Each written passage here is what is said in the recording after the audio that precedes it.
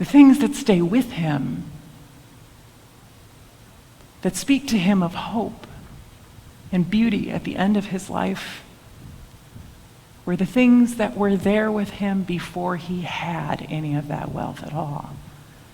They were the things that he nurtured with his own spirit every day before he had any other option. They were the people who stayed with him through thick and thin. Not because of what he had, but because of the way that giving energy to each other makes good things grow. That is the good earth. And that is the good earth we're all made from.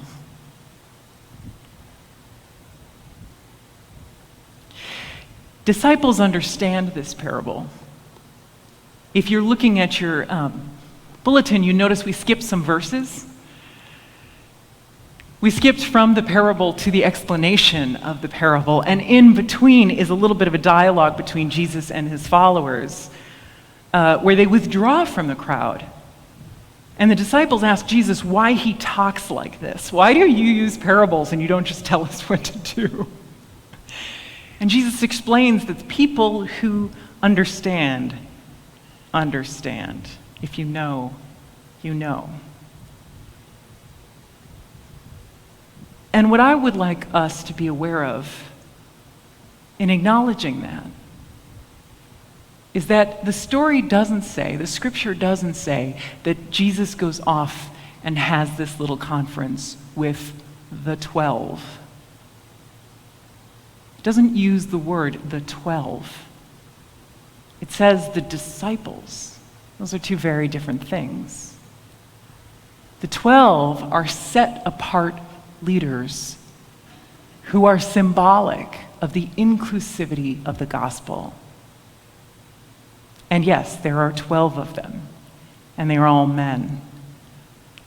But the disciples include anyone who is willing to learn at the feet of Jesus. So when we picture this scene, Jesus is not just talking to 12 people. Jesus is talking to 40 people or 100 people. They were the people who stayed after the main performance. The people who couldn't go home yet, who had more questions, who wanted to learn more, who wanted to be part of the backstage as well as the onstage part of things. To all of these disciples, Jesus says, you know what this means. You know. And this is a hopeful thing. Because even in this, Jesus is expressing that affirmation that we are made from good earth.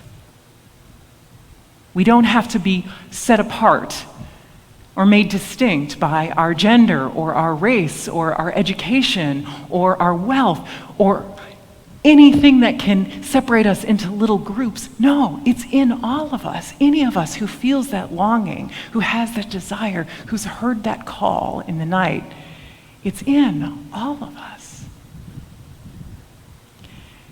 Did you know that a healthy teaspoon of soil, a teaspoon of healthy soil, contains in it more living beings than there are humans on the earth?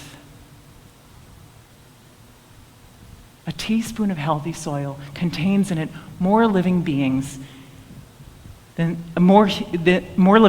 there are humans on earth. I was talking to some members of the church recently, and they mentioned to me their inspiration at this idea that a drop of the ocean contains all the properties of the ocean, and that this gives them hope because this idea that each of us contains the image of God, it's like we contain a drop from the ocean that is God. It means that there is truly God in us. But also, this other thing is true. You are made from soil, which means you are made from all of us, from everything together. We are all part of it. We are meant to be generous with each other because we are all one another.